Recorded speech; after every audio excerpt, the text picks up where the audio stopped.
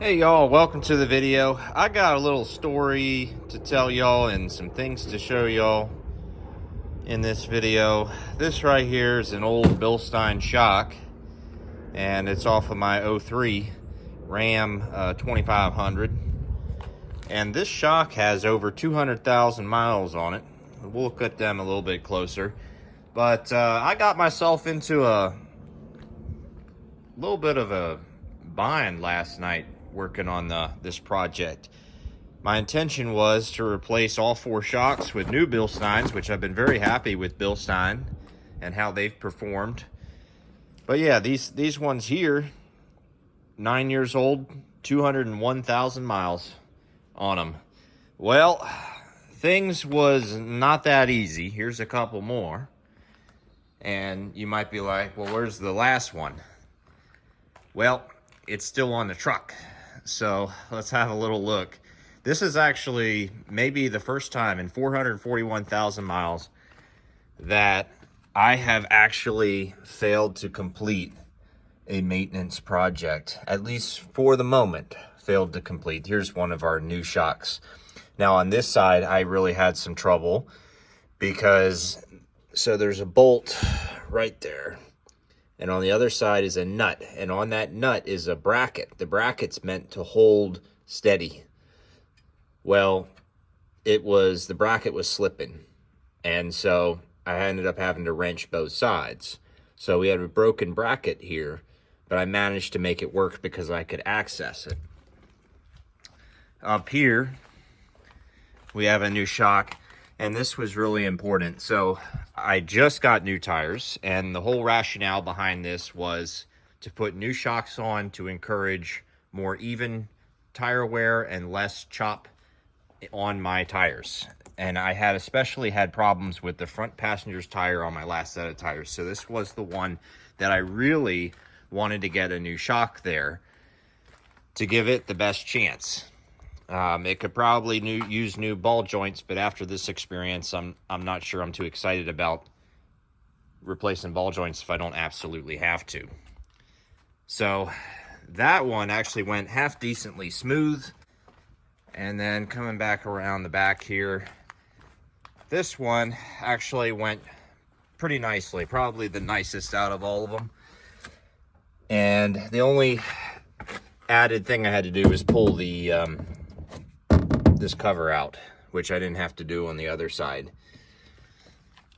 It is this one that became a nightmare. So I intended this to be an hour-and-a-half job, maybe 2 hours tops with setup and cleanup.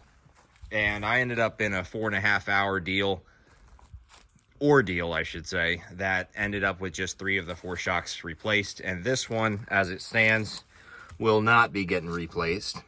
So what happened with this one is I got the tower off and all that, the top bushing off, and then I went down to the bottom here, and there's a bolt that goes through here, and on the back side there's a nut, and the nut has a bracket on to stop it from spinning.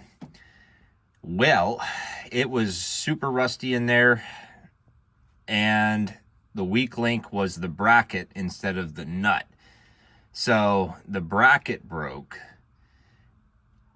causing the nut to just spin.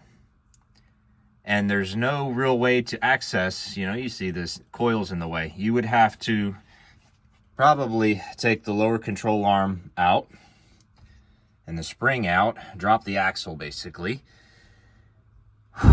just to get this shock out.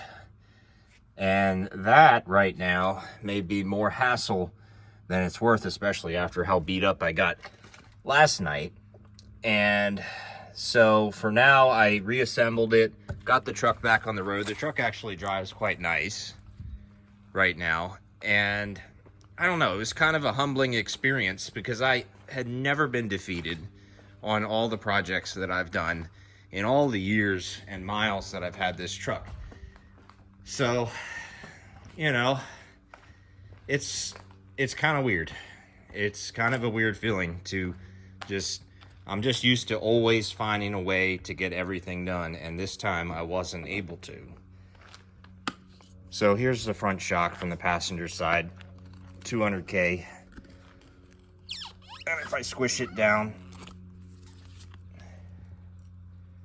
it's still got some juice left in it, you know. It's still dampens quite a bit. It takes some effort to push it, and it expands back. It's obviously not as good as new, but for over 200,000 miles, 9 years, really well done there, Bilstein. Those have held up. Here's our rears. Let's see what these do. Squish down and expands back pretty nicely. I mean, they do have some power left in them. And I'm not seeing oil leaking out of them or anything. So these might have been better off than I thought.